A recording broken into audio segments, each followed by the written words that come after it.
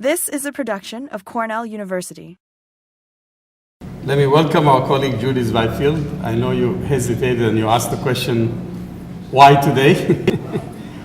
I would say maybe it's a blessed day, who knows? It may be a day, I'm not going to be prophetic here, but it may be a day when a black president shall be crowned, who knows, tomorrow. So Judith is a graduate of Columbia University, where she did her PhD in 1993, focusing on African and Caribbean histories. Her first book, The Bluest Hand, A Social and Economic History of Women Indigo Dyers in Nigeria, in Western Nigeria, 1890 and 1940, published by Heinemann in his prestigious series, African Social History. It examined indigo dyeing industry in Abeokuta, a Yoruba town in Western Nigeria. Professor Byfield also has received a number of grants and fellowship, including a Fulbright in 2002, a National Endowment for the Humanities Fellowship in 2003, and a National Humanities Center Fellowship in 2007-2008 for her current project, which is what she's working on this year, as part of also a fellowship at the Society for the Humanities. It's entitled The Great Upheaval, the Igbo Women's Tax Revolt, Gender and Nationalist Politics in Nigeria, 1945-1954. She's a very leading figure in the field of African studies. She held many positions, among them the editorial board of the Journal of African History, an Indiana University Press series of blacks in the diaspora. And I'm sure she's also a member of the, or headed the member of the group, the Consortium of African Studies Programs in the United States. Her work today, I don't know if it is directly related to the tax revolt, but I think it's one of her ventures into areas that I also like and share interest in it, the visual studies part of it. So please join me in welcoming Professor Judith Byfield.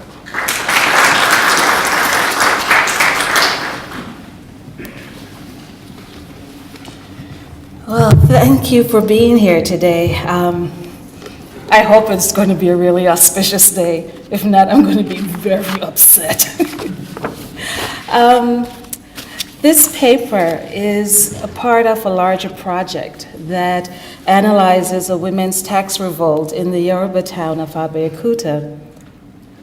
And just to give you some bearings here, you'll see on the map to your left, Ogun State, and then where Abeokuta is north of that. Abeokuta is the center of what is today Ogun State. Anyway, what I'm trying to do with this tax revolt is to use it as a starting point for a broader analysis of gender and nationalist politics in Nigeria.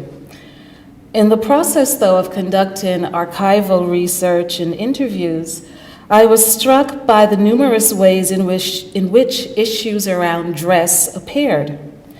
Now, I was attentive to these references because, as Salah mentioned, my first book was on women indigo dyers in Abeokuta. And in that study, I had to pay attention to changes in dress and fashion because the indigo cloths that these women produced were primarily for clothing. Now, even though dress is not at the center of my current study, making note of discussions about dress or the use of articles of clothing actually deepens the analysis.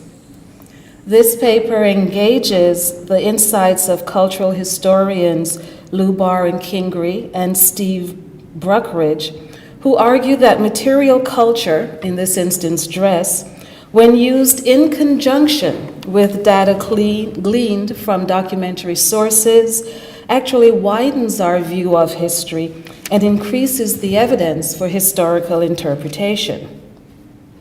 So what do I mean by dress? And I'm actually using the definition by Barnes and Eicher, who define it as a comprehensive term for direct body changes, such as tattoos and hairstyles, and items added to the body, such as clothing and jewelry. This paper focuses specifically on clothing and what was considered traditional women's clothing in Yoruba society. And this, what was considered traditional, includes the iro, which is the piece of cloth wrapped around the body that went from the waist to the ankle, the buba, and I should mention here that the buba is actually an invention that became increasingly popular around the turn of the 20th century. This woman in this photo here, which I got from the John Holt papers, as you can see, this picture was taken in 1891, and here she's described really as sort of the quintessential, just typical Yoruba woman. But what she's wearing on the top is another wrapper. It's not the tailored buba that is today considered part of traditional women's wear. This photo, I selected this. It's a very old photo, as you can see, and it came from the Ransom Kuti papers. And this is a picture of Mrs. Ransom Kuti's mother. And here you see her in what by the 20th century is considered the traditional dress. So the wrapper at the bottom, the gele, the head tie, the tailored blouse on the top, and an additional cloth that is worn as a shawl. Now, among the Yoruba, clothing and its accessories constitute the most important form of aesthetic expression.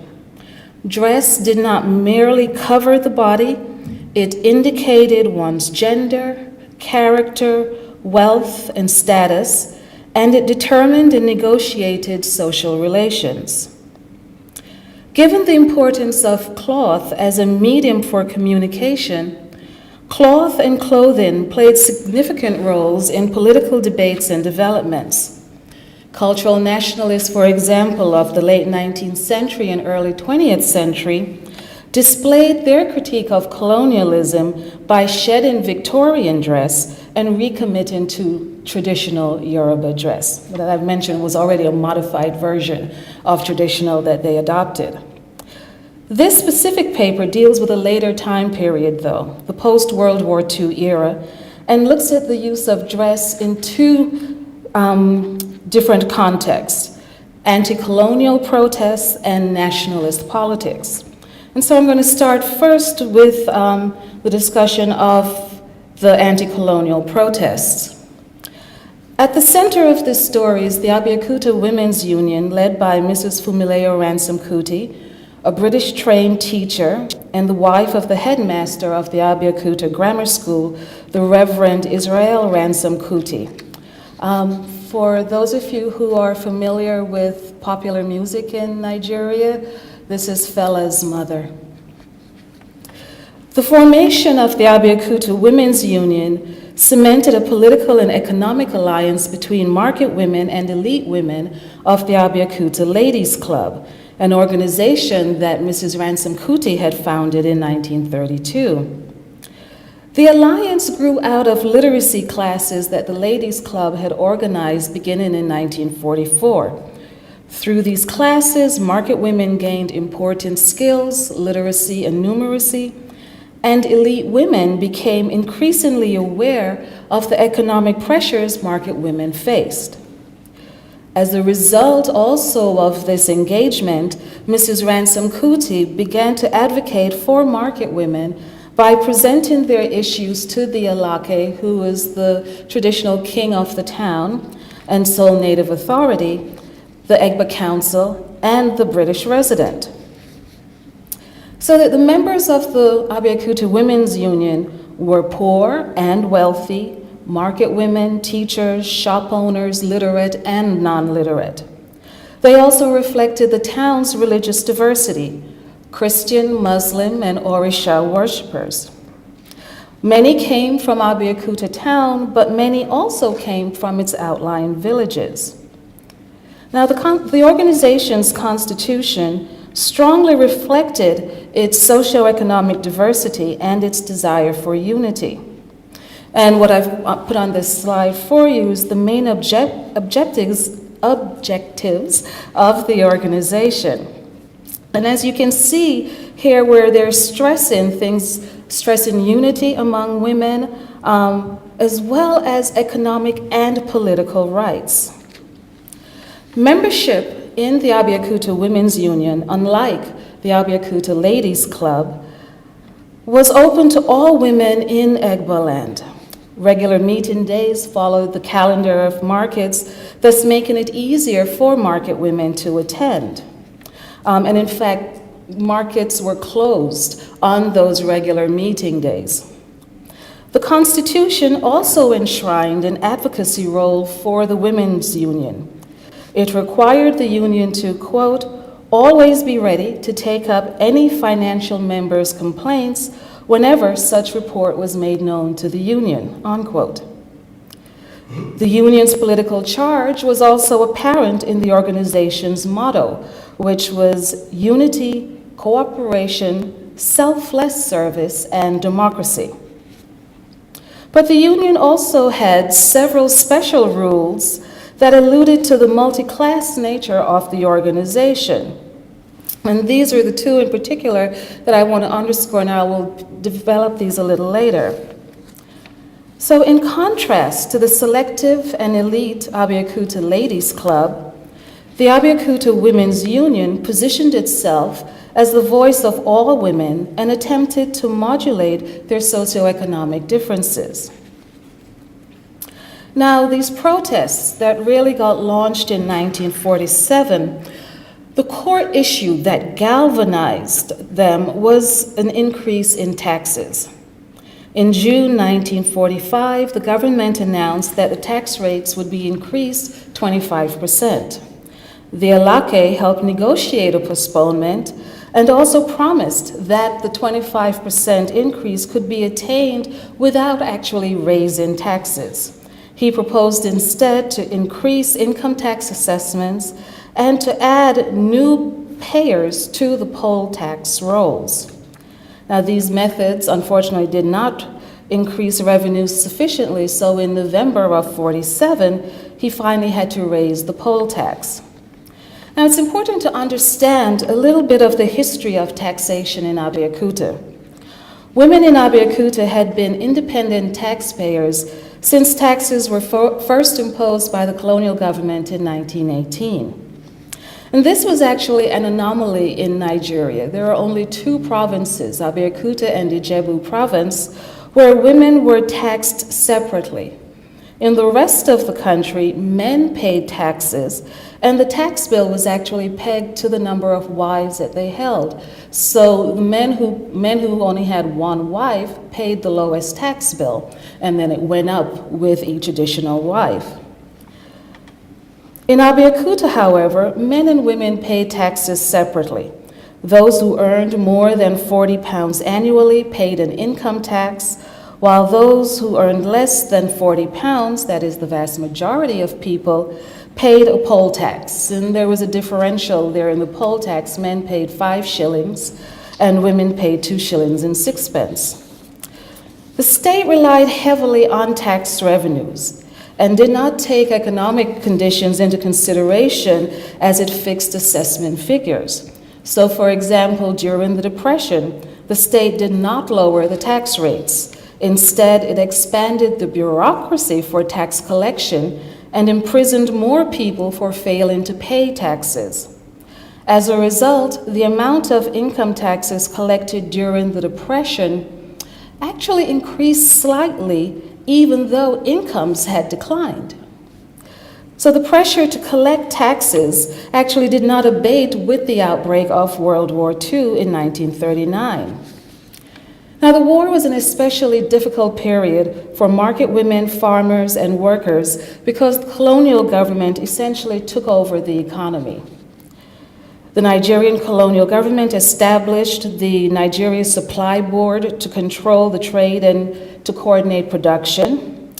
And the Nigerian Defense Regulation of 1939 conferred tremendous power to the Supply Board and officials, such as the Food Controller, to regulate the distribution of imports and exports and to set prices.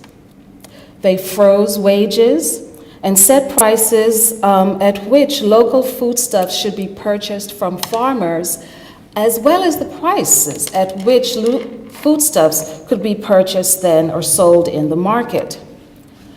Both farmers and market women complained that prices were set below the cost of production and distribution, thus making it impossible for them to make any profits.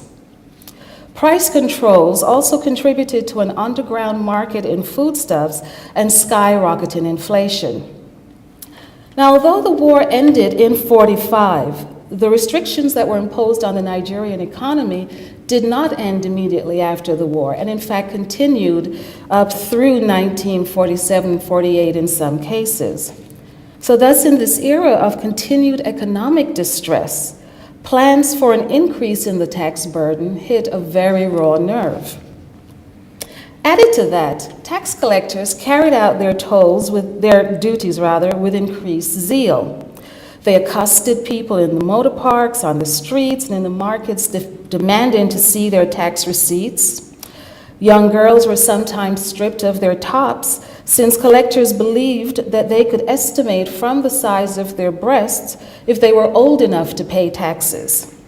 Those who failed to produce a tax receipt could be made to pay again or sent to jail. Now, even though it was the tax increase that galvanized the majority of women who participated in the protest, the Women's Union did not restrict their grievances to just taxation. Taxation became the launch pad from which women called attention to the Alake's authoritarian rule, allegations of corruptions against him and his agents, as well as their political marginalization. And in this photo here, you see the Alake on the left, and the gentleman on the right was the resident of Abeokuta at the time, Mr. Schofield. Now, women's political marginalization was especially glaring since Abeokuta was, in the 1940s, in the midst of expanding its local council. And I have to backtrack just a little bit. There was an intelligence report that was done in 1938. And the intelligence report actually noted that the Alake was quite authoritarian, that the council that was supposed to rule with him essentially rubber-stamped all his rulings, and he completely dominated the political space in Abeokuta. And so this intelligence report called for the democratization of the sole native authority system. In 1941, a new council was constituted, and it was expanded. However, the nature of the expansion was only conceived of in spatial terms. That is, they brought in more representatives from different townships that composed, or that were the sort of smaller units of Abeokuta. Neither gender nor social class were given any consideration. Local newspaper editorials attacked the composition of this council because it did not include literate men, but they too were silent on women. So it was left to the women in Abeokuta to call attention to this gap in the discussion on democracy.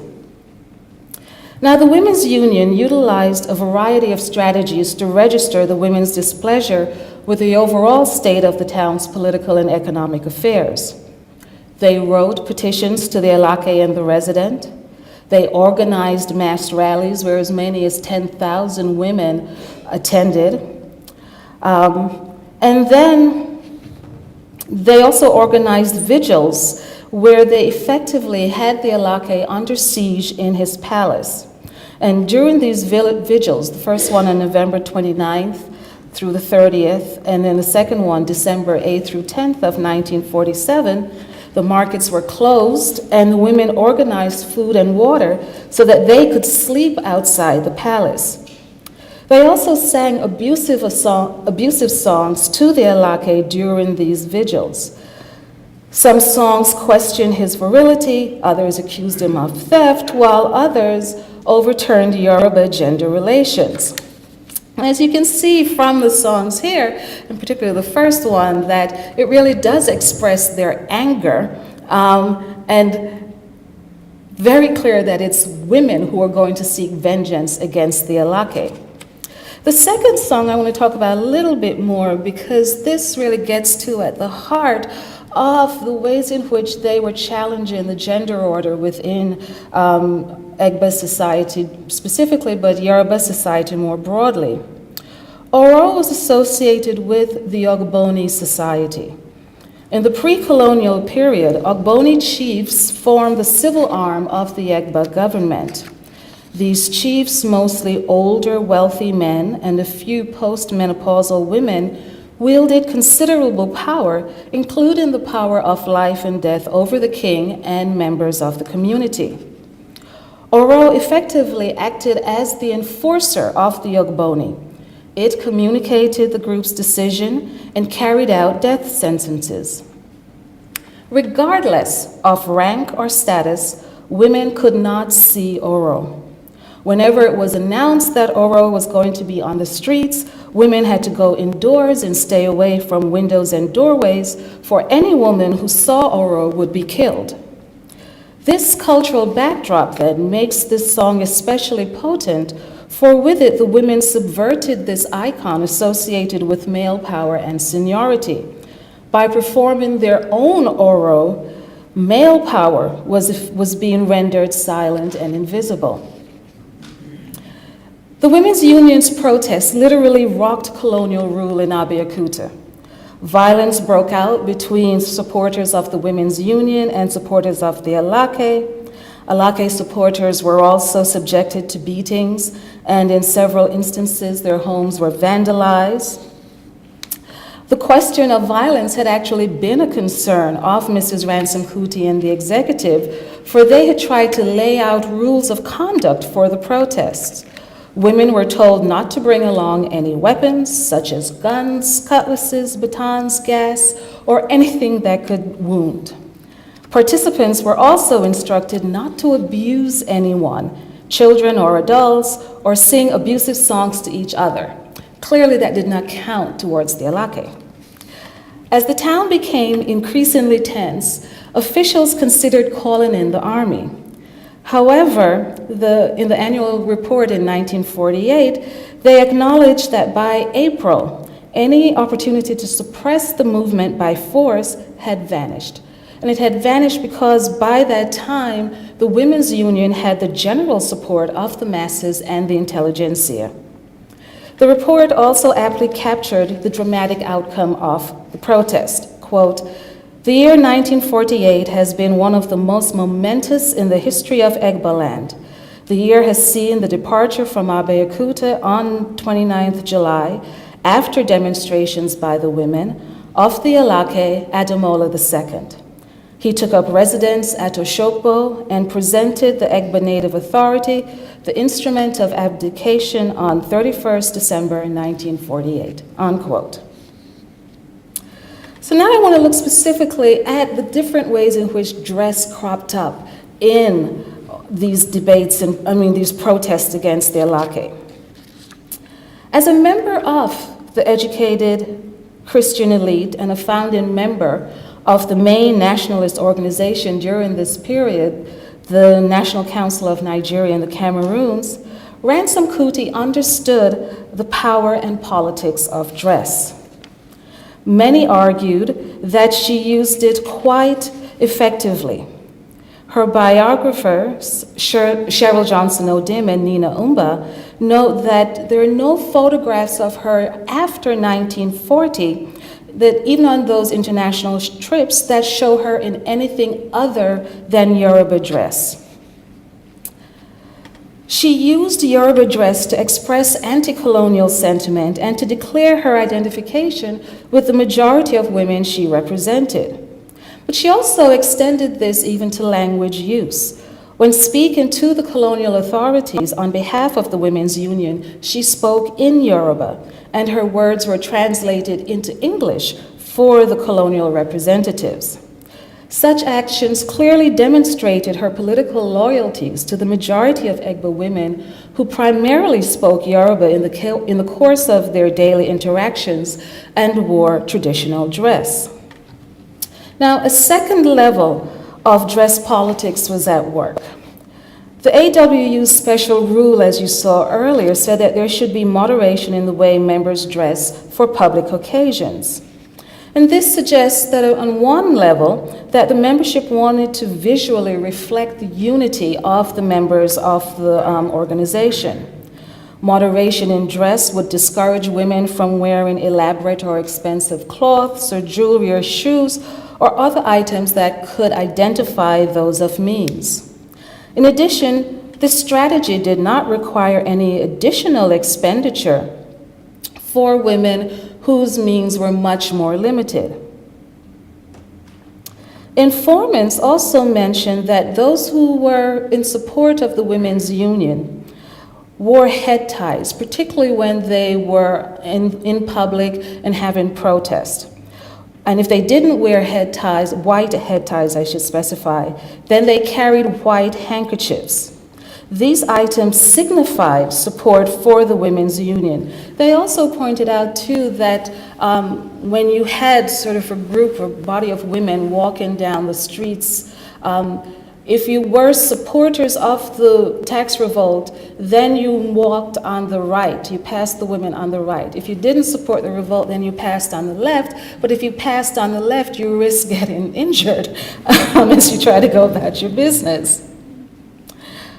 Moderation in dress and the use of white articles achieved a certain level of uniformity and rendered this diverse group of women into a group of visual equals. And that is really clear in looking at a picture like this.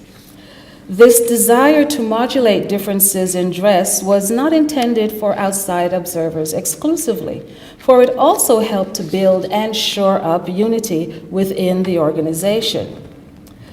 The protesters also practiced what I call the politics of undress. In Wole Soyinka's memoir, Ake, The Years of Childhood, he vividly describes one instance leading up to a moment of undress. According to Soyinka, one of the council members, the Balogun of the Egbes, and this was a very senior title within the council, allegedly remarked, quote, "The world is spoiled. The world is coming to an end when these women can lay siege to the palace and disturb the peace. Go home and mind your kitchens and feed your children. What do you know of running state affairs? Not pay taxes indeed. What you need is a good kick in your idle rumps." Unquote. Well, as a result of the Balogun's insults, the women stripped his fellow council members of their clothing, often stripping them down to their shorts, and used their chiefly regalia to beat them. Soyinka's mother did not agree with the use of violence, and in the book he tells how she hid one of these council members in her shop. Stripping critics of their clothing, though, was not an isolated event. Egba council minutes reveal that this happened in several parts of the town as supporters of the women assaulted people, quote, in the public streets by stripping them into nakedness and ridiculing them, unquote. Interviews revealed that some women also exercised their own politics of undress because they removed their clothing outside the palace. Participants spoke of older women stripping naked or down to a small underskirt as they called for the Alake to leave office. Within Yoruba society, it was a taboo for to view an elderly woman naked. Some suggested that it could even result in the death of the intended viewer. This act of undressing in public expressed women's deep contempt for the Alake. By removing their clothes, the women symbolically removed their respect for Ademola and ultimately stripped him of his authority. They were adamant that Ademola had to go, and in taking off their clothes, they not only revealed their bodies, they also revealed their resolve. Now, the Alake's departure opened the door for 4 women, including Mrs. Ransom Kuti, to be on the newly constituted council. And this new council promptly abolished taxes on women. The Women's Union launched its own program for women's economic and political development. It established a small weaving center in Abeokuta in 1949, under the direction of the Federal Ministry of Commerce and Industries. And in fact, they ordered this loom from England and hired this gentleman to teach women how to weave on this sort of industrial type loom so they would be able to create much larger volumes of textiles, of cloth. They also established a maternal and child welfare clinic which employed a doctor and a midwife. By far, though, the most significant outcome of the women's protest occurred on the national level. Before the Women's Union's success in Abeokuta, Ransom Kuti was already a national figure.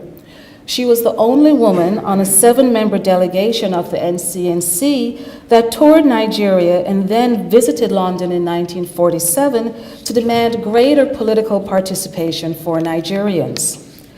The NCNC specifically challenged the constitution that was implemented in 1945 and which was known locally as the Richards Constitution. Nigerians had had very little input in the creation of this constitution because it was essentially presented to the Legislative Council in Lagos and then accepted by the British Parliament in June 1945. As Coleman notes, quote, "The Constitution created regional houses of representatives which would only discuss general legislation, though each would have its own regional budget. The members of the regional houses would be selected from existing native authorities and would in turn select 5 of their number as representatives to a broader Nigeria-wide legislative council." The long and short of this was that this constitution maintained British control in a very blatant way, as well as the control of the traditional chiefs, while leaving little room for nationalists and no room for women to participate in governing. The NCNC delegation, as it toured the country, tied nationalist criticisms of the Constitution to local issues and successfully galvanized a general repudiation of the Constitution. As a part of this effort, Ransom Kuti became known throughout Nigeria. But it really was the success of the tax revolt in Abeokuta that focused attention on her as a leader. From across Nigeria, men and women wrote to Ransom Kuti seeking her help in creating similar women's unions. In response to this mobilization of women's organizations, Ransom Kuti and the Abeokuta Women's Union executive created a new organization in 1949 that brought the Abeokuta Women's Union, the newly formed women's unions, as well as other existing women's organizations into one umbrella body, which they named the Nigerian Women's Union. And this is the executive of the Nigerian Women's Union. Now, the NWU and its constituent organizations brought a gender critique to both local and national developments. For example, member organizations continue to challenge poll taxes and fight for a reduction in bride price in each region. And this issue the issue of bride price, that is, was of particular concern to women as well as to young men. High bride price made it difficult for young men to marry, but it also made it difficult for women to divorce because in order to secure a divorce, women had to refund their bride price. Ransom Kuti took these issues, among others, to the newly formed regional assemblies. And her actions resulted in many letters of praise that actually most of these, or many of these, she kept over the years, so they're part of her papers now in the Special Collections Library at University of Ibadan. At the national level, Ransom Kuti was very much in the thick of discussions as well as discussions about the Richards Constitution. In a letter written in 1947, she reflected on how she joined forces with the men of the country to have the Constitution revised and fought for women's right to vote, which was not a central issue for the male-dominated NCNC at that time. The nationalist agitation did produce results. In 1948, the Labour government announced a series of changes that radically altered the terrain for all political organizations across Nigeria. According to Coleman, the four main changes were: first, the announcement that the Richards Constitution would be revised earlier than planned. Second was that an acceleration of the Africanization of senior service and advisory boards and committees would begin. Third, that there would be a rapid and substantial democratization of the Native Authority system. And fourth, the extension of the facilities of higher education. These announcements made clear that self-government would unfold much sooner than anyone had anticipated. By 1950, the structure of the new Constitution was taking shape, and it was evident that the new Constitution would preserve the old regions, that is, the East, West, and the North, and greatly increase their power. These developments combined to accelerate the emergence of regionally and ethnically based political parties. The NCNC, as I said before, the organization of which Ransom Kuti and Reverend Ransom Kuti were among the founding members, reconstituted itself as a political party and became increasingly or most strongly identified with Igbo nationalists. In the West, you saw the emergence of the Action Group, which was dominated by Yorubas, and then in the North, there was the Northern People's Congress, which was largely dominated by Hausas. Tremendous pressure was brought to bear on all civic organizations to align themselves with the emerging political parties. Since Ransom Kuti maintained her membership in the NCNC, she was pressured to bring her women's organizations under the wing of the NCNC. In a very revealing letter from one of the male leaders of the NCNC, he encouraged Ransom Kuti to, quote, take a countrywide tour whereby your mission is sure to be a source of inspiration to a host of our thirsty womenfolk who only need female leaders who would ignite them to action, unquote. He also insisted that she bring her organizations into the NCNC.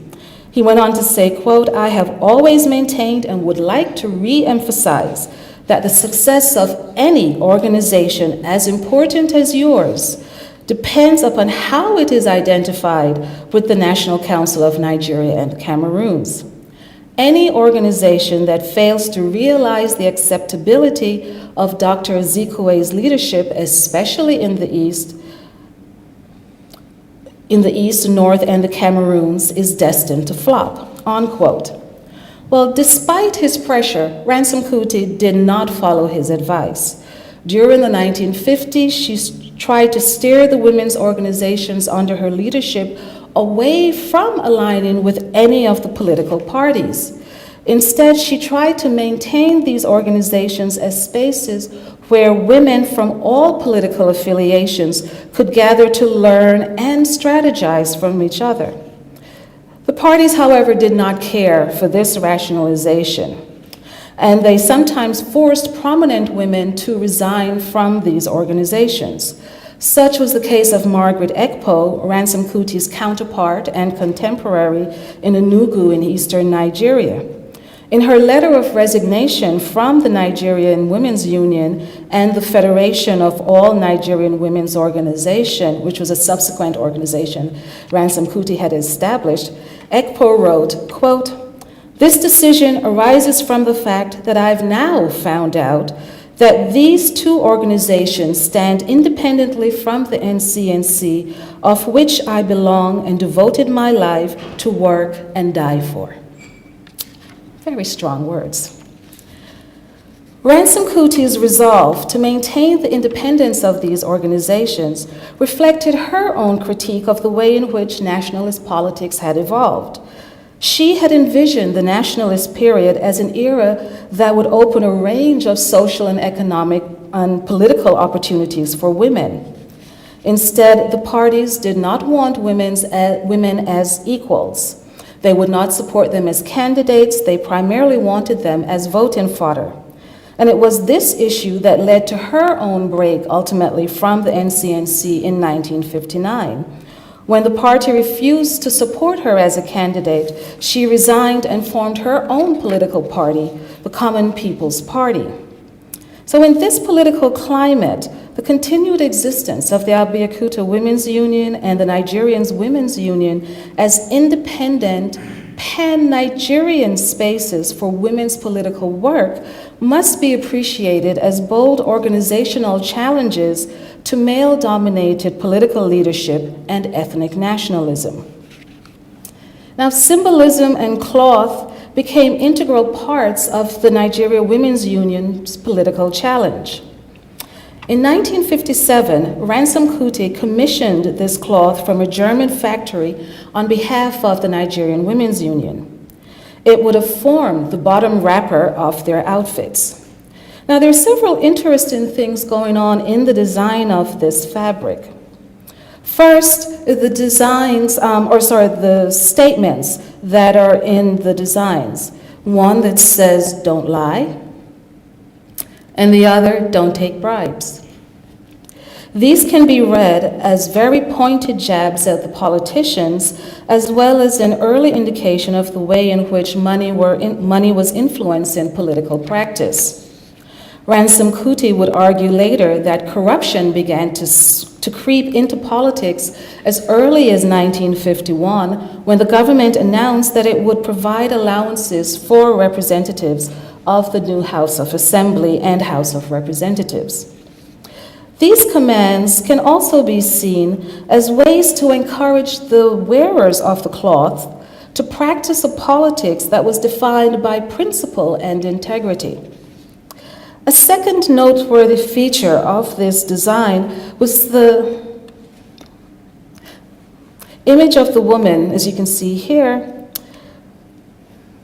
kneeling, arms open to the rays of the sun, and next to a palm tree. This symbol was used on the front page of the Nigerian Women's Union newspaper, the Nigerian Sunshine, of which Ransom Kuti was the proprietor. Reflected in this symbol is the Yoruba concept of Olaju, which celebrates enlightenment and openness to new ideas and influences. New ideas, however, do not come at the expense of old ideas or old forms and practices. Rather, there is an articulation of new and old, which together create something that is modern yet infused with tradition. There is additional currency in this symbol, since it graced the cover of the NWU's newspaper, the Nigerian Sunshine. It suggests that women were also Nigeria's sunshine and potentially the agents of its enlightenment. Equally important is the palm tree. Palm trees have historically been central to both family and regional economies of East and Western Nigeria. They processed the fiber. Women were the main producers of the economic wealth from the palm tree. They processed the fiber from the palm fruit into palm oil. They owned the palm kernels, and they processed palm kernel oil from those kernels. The palm tree in this design, therefore, symbolized women's central role in the economy. A final noteworthy feature of the design is the image of Ransom Kuti herself. She was often called Bere, which is an affectionate name given to a firstborn girl. She was given this nickname because she was among the first class of girls to attend the Abeokuta Grammar School in 1914, and her name appeared first on the list of girls. She was, in this sense, the first daughter of the Abeokuta Grammar School. The use of her nickname in this design speaks to her identification with the majority of women, as well as her highly revered status among them. For many, she was the first and foremost Nigerian woman during the Nationalist period. Now, I'm still on the lookout for pictures of women wearing this particular cloth, but you can imagine that a sea of women dressed in this cloth would speak volumes to their observers. The cloth communicated their engagement with and their criticisms of nationalist politics, as well as their resolve to be a part of the process on their terms. So from these examples, we can appreciate the multiple ways in which cloth and dress were integral to political action, debate, and commentary. As a historian trying to elicit people's memories of this period, it became clear that dress also helped to imprint these events on their memories. Participants in the anti-tax campaign animatedly recall the singing and the dancing and the waving of the white handkerchiefs. With equal animation, they recall those moments when clothing was removed and bodies exposed. In the symbolically rich landscape of Yoruba culture, dress provided a vocabulary as well as a canvas for women to express their political opinions. This practice of using cloth to speak about politics has not abated.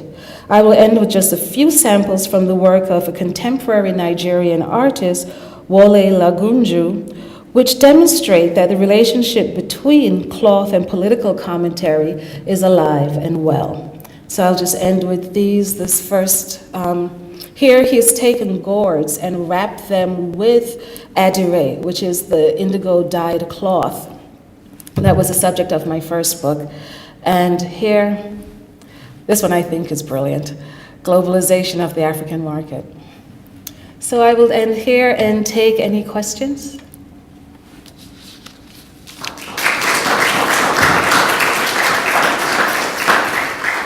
Thank you so much. We really had a lot of close intersections of politics. Any questions? Because I don't have a question. Interestingly, I think about 3 weeks ago, I attended a public presentation, and I saw a Yoruba woman, and I overheard what a professor said about her. She was in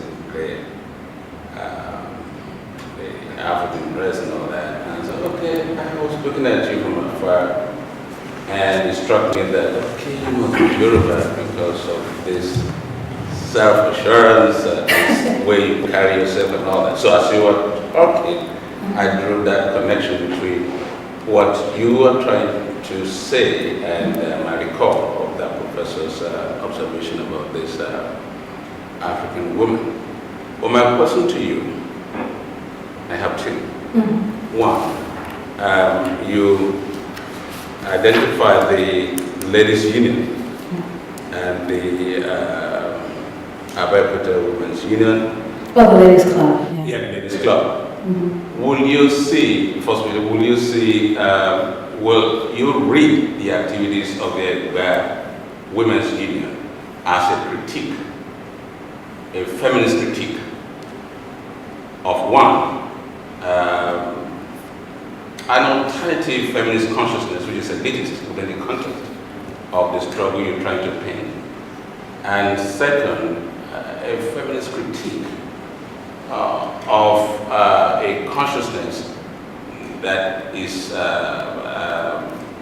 external to the struggle of the Abeokuta women.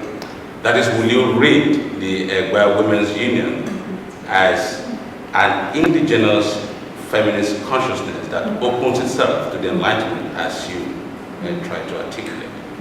That's my first question.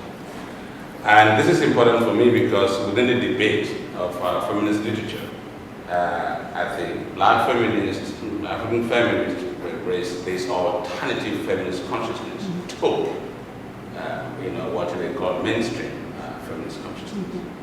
This is the relevance of my point. Second question is the epistem, what I would call it as well, the body, especially the whole theme about the Abeokuta women using their body as a weapon to undercut basically the Alaki's dictatorship at that period.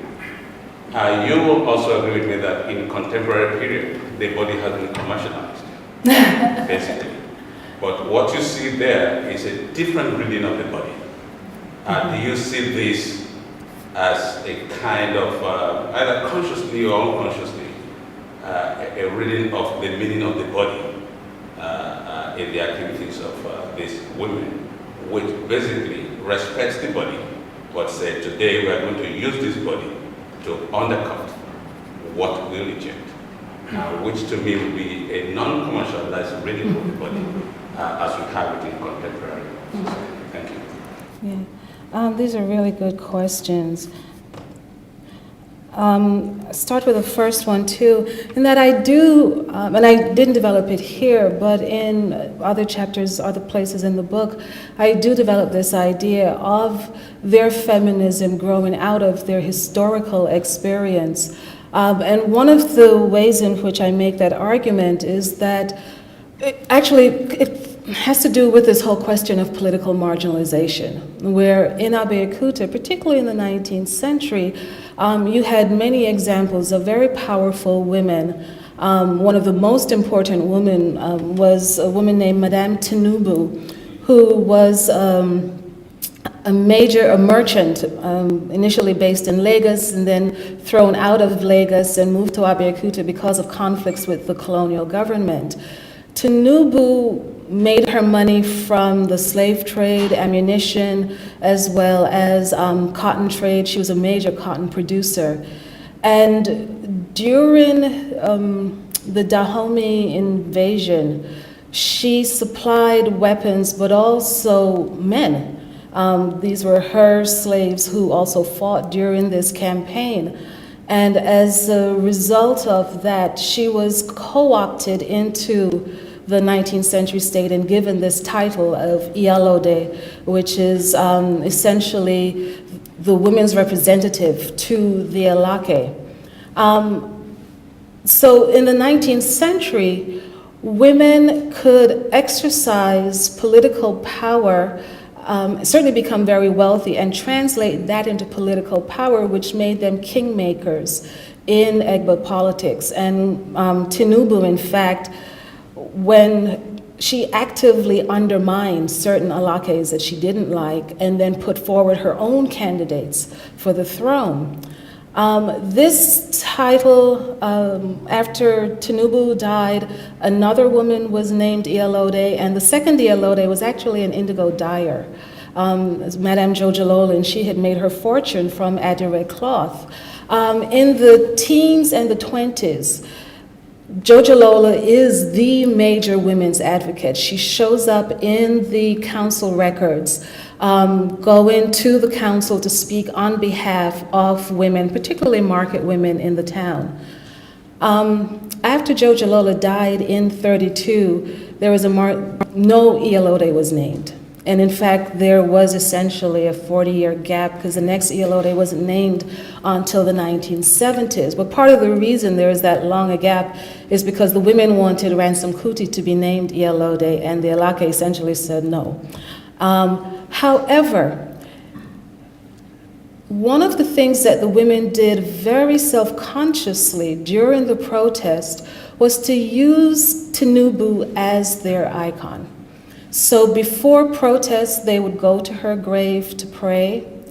After the Alake left town, there was a big picnic and celebration on her grave. And part of my argument is that Tinubu comes to play this role precisely because she is an example of women being strong economic actors and playing strong political roles. And there was a conversation going on among women during the whole colonial period, even at the time when the second Iyalode was still alive. At one point, she approached the council and raised the issue about the state allowing women's titles to lapse, and that this was causing a problem within the political structures and areas where women operated. And she was never able to get the state to, in fact, bring forward candidates for some of these titles. So when a new Iyalode wasn't named after Jojolola died, it actually was a continuation of a process of marginalization that really speeded up or accelerated during the colonial period. So yes, these women were not looking to Europe. Granted, Ransom Kuti was aware of events going on in Europe and certainly aware of suffrage movements. in England. When she went to the, as a part of this delegation in 47, went to London, she made contact with the Women's International Democratic Federation, which was an international women's organization, more aligned with the Eastern Bloc countries. And eventually, by 54, she became a vice president in that organization. So in terms of international feminism, she is operating on a very large scale, but it's her roots for this sort of connection to feminism comes out of this local history. The second question, yes, I agree that this is a non-commercial use of the body, and it's very much the women taking their clothes off is a part of a dialogue about seniority, about women's power, about respecting women and women's power, and the fact that they were taking off their clothes, because women don't do this lightly. I mean, it had to be a really substantial event that warranted treatment like this, and to do it to the king.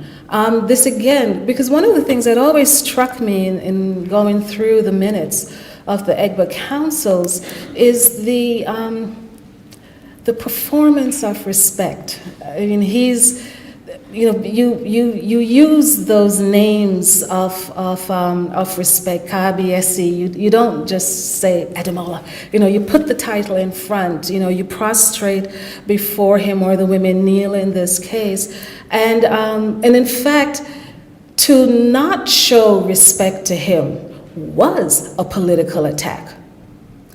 And so they don't take their clothes off and to do this in front of the palace. This was not a thoughtless act on their part. So no, it's very focused on the sort of political statement and how you could use the body. And certain women doing this carried much greater currency. So a young woman taking off her clothes wouldn't carry the same weight as an old woman, someone old enough to be his mother, taking off her clothes. If I may just say something in relation to this point, is that actually I wouldn't agree it's a total commercialization today, commodification, because this kind of, if you look at parallels across Africa, you will find that the idea of the use of the body in a similar way also exists. In South Africa, women use it recently when they call them the red ants, even during this post-apartheid government, evicting people from supposedly illegal settlement. Women use it. In Nigeria, the Green Belt movement also.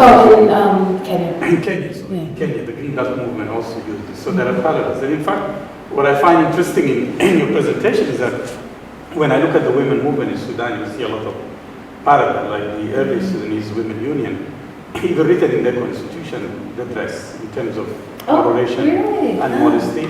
But it also had to do not only with the economic issues, that they all should wear white and not extravagant and not too colorful. The top, which is, we've seen in Mauritania and other places, just to make it close to as an example, is that it was also as a role model, but it also encourages recruitment. That if you're really recruiting within, and because most of these women came out of the tradition of urban, modern movement, and very much related to the Communist Party in terms of the trade unions and so forth. But so they encourage the idea that you play a role model to appeal to a population that is relatively conservative and recruitment, and they were very successful in that. So these are just parallels. But the question that I have is just have to do with the. I'm struck by the drawings and the painting of the figure of in the design. In the design, and I'm wondering that who did those designs and where they're manufactured, because that, of course, at the time Nigeria already had well-trained artists who could be used as commission. But I say this to you as a question because there is an artist whom I think we had a discussion about, Yinka Shonibari. I mean, the use of African clothes, it became his trademark overall.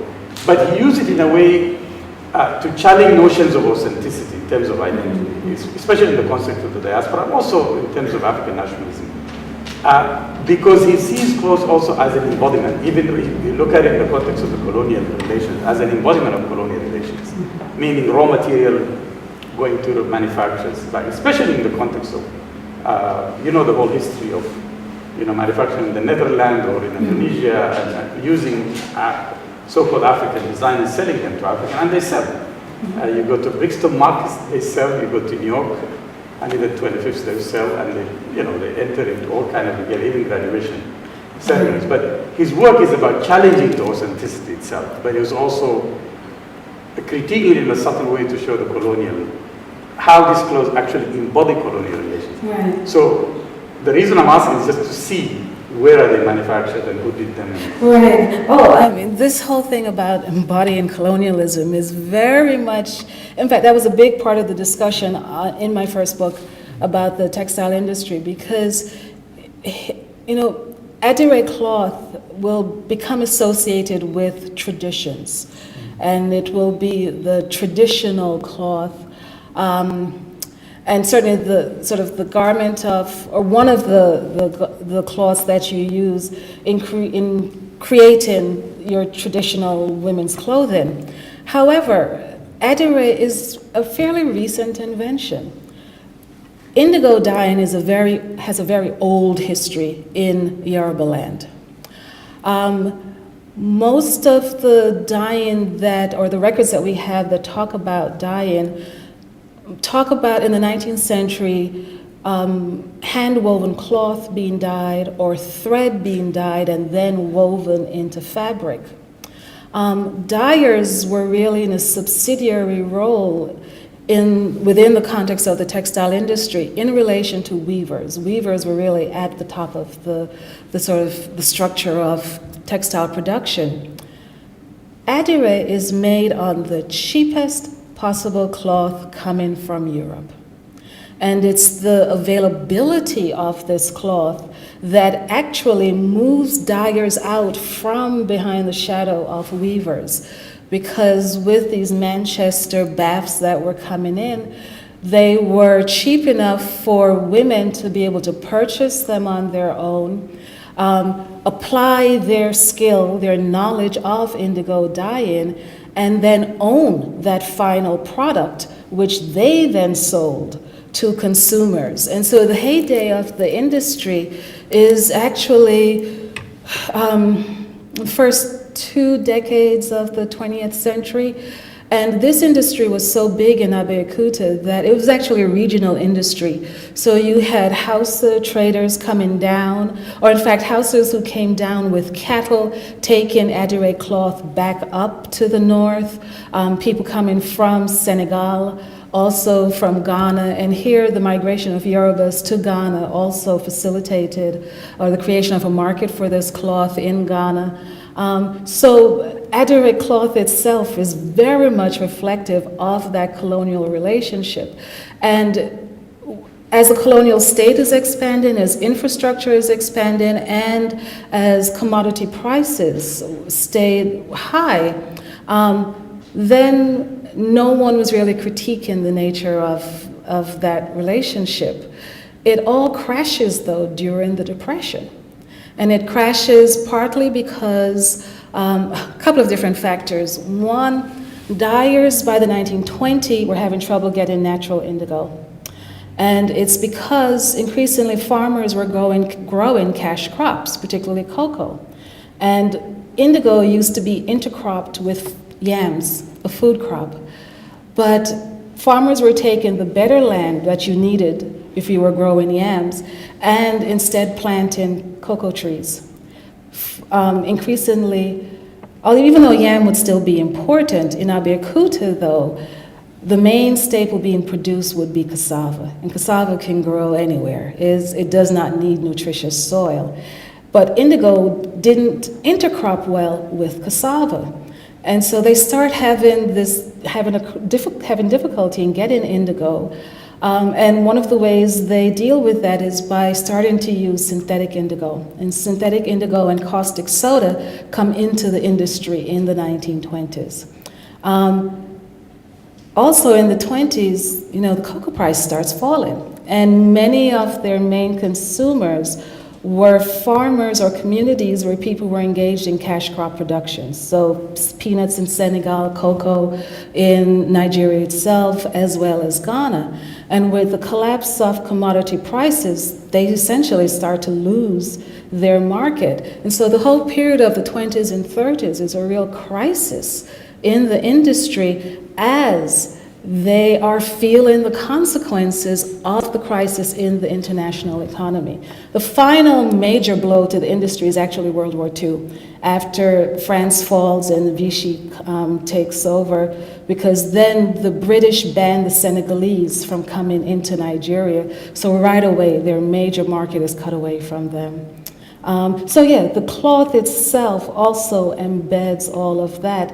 But I mean, part of the thing why I think it's also important to think about these concepts within Yoruba culture that allow people to take in ideas and basically refashion them is because you see that with the way in which these cloths are used, so that they still allow people to, in creative ways, alter, play with, keep what they will consider traditional culture a very dynamic area also.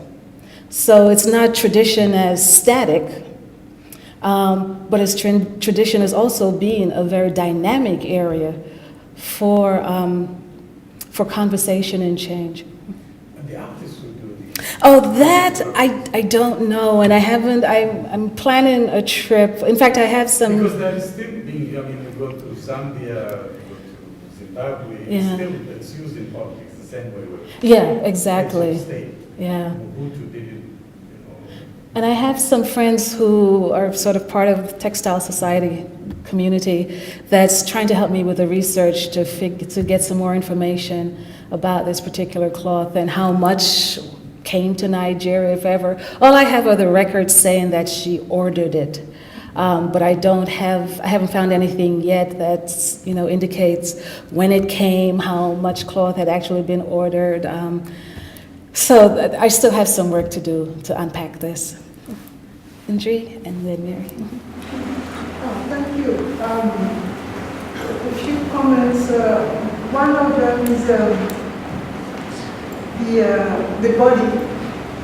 If you can locate it in a broader context, the use of the body, and it's not either or, because as recently as maybe 5-6 years ago, when women in Côte d'Ivoire wanted to protest against French intervention, the then Minister of Foreign Affairs, David Payne, was welcomed by a group that decided, even highly educated, to go back to that.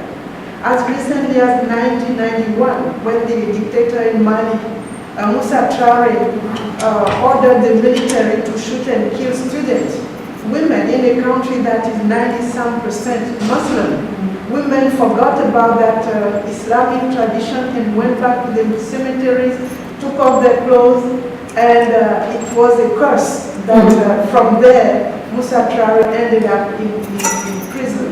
I can give you examples throughout history to indicate that. So it's more, what do you do with the body? What is its meaning? And so even in the contemporary context where there's a commercialization, prostitution, whatever you want to name it, still, this part of the tradition is being kept, and depending on the context where it is an affirmation of control over the body and the significance. It's also located in the masquerade. Right. Yeah. In some societies, it's this gender-based society, gender-based societies that are formed, male, female, and sometimes it's a mask. When the mask comes out, the other gender must hide. In some contexts, the men have the mask, and women protest saying, well, we don't even need a mask to take over a space and declare it ours. It's our body. It has more power even than the mask. So, but my other comment is, Professor Ademwen has left, the use of feminism. Did you see in your reading, they used a self-definition of feminism? or is your characterization of what they were doing? Because this is a very problematic area in terms of the use of feminism. I have a few other comments, but I will continue the conversation. Yes, I would say, particularly in Ransom Kuti's writing, you do see the use of the term, and part of that, again, I think, does have to do with her membership in these women's organizations outside of Nigeria as well. The extent to which members of the organization themselves may have used the idea of feminism, that I don't have any evidence of. However, I think, or the argument that I would make, even if Ransom Kuti will define herself as a feminist, and at some moments too she defines herself as a socialist, that she comes to that again from this history in Abeokuta. She is not using any icons from the West in order to state their position. All their reference points are Yoruba, and specifically Tinubu. And that's, in fact, one of the chapters I'm working on, I've called Daughters of Tinubu, and really trying to explore how they use her as an icon. Because Tinubu is also, this interesting figure. There are all these contradictions. I mean, she makes her money from the slave trade and from, ammunition.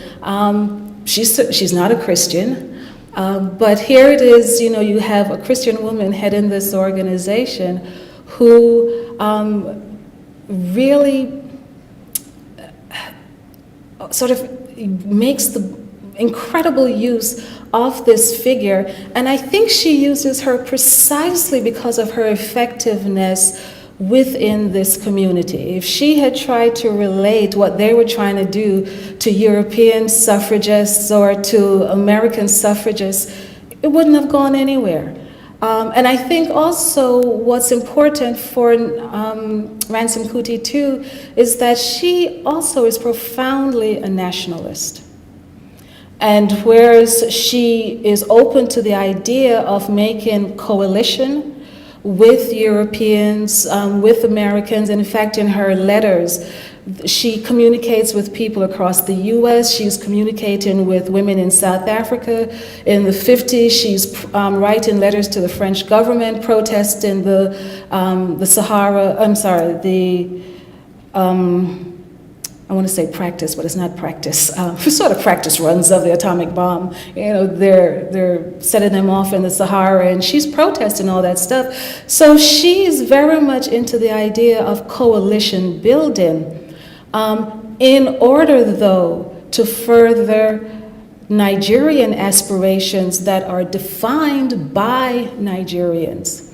And I would say it's even more specific than that, in that she, in one statement which I use, which I think is just wonderful, she says, you can't judge the progress of this country by looking at women who are drinking tea with sugar. And anybody seeing that understands that.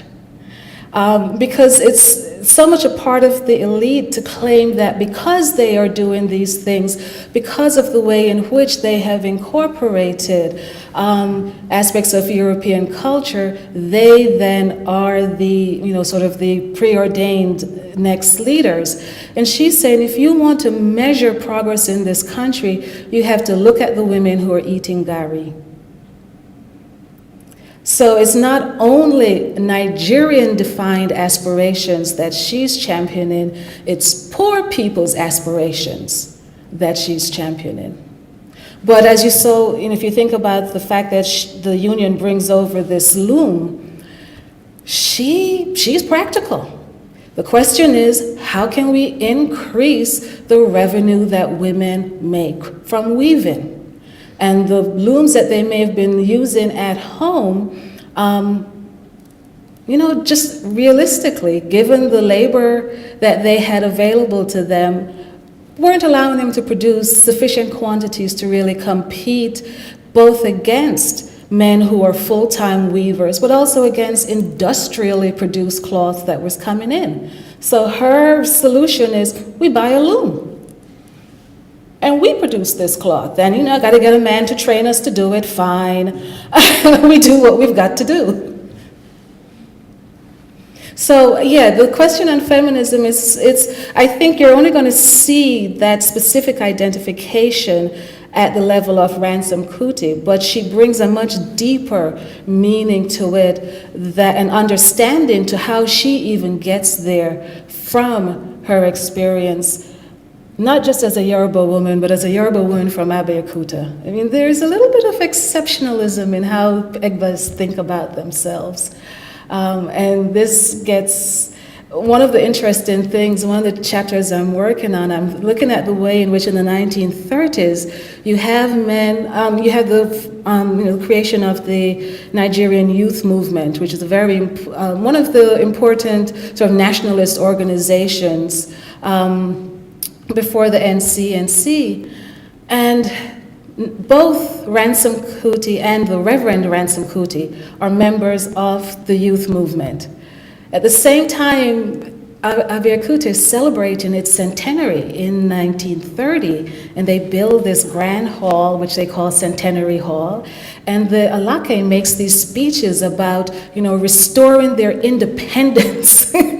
So he's not connecting to the sort of new terrain in which political movements are being organized. So you have the Nigerian youth movement thinking at the national level, and he's championing Egba independence.